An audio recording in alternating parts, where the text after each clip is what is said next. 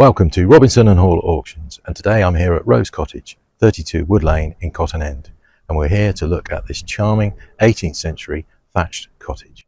The cottage has 2 bedrooms and it was extended in the 1930s. It's on a sizable plot with a charming front garden and also to the side and rear parking for several vehicles, and at the back there is a wooden storage shed and also an enclosed rear garden. Let's go inside and have a little look at one of Lee's auction lots. Let's jump straight in.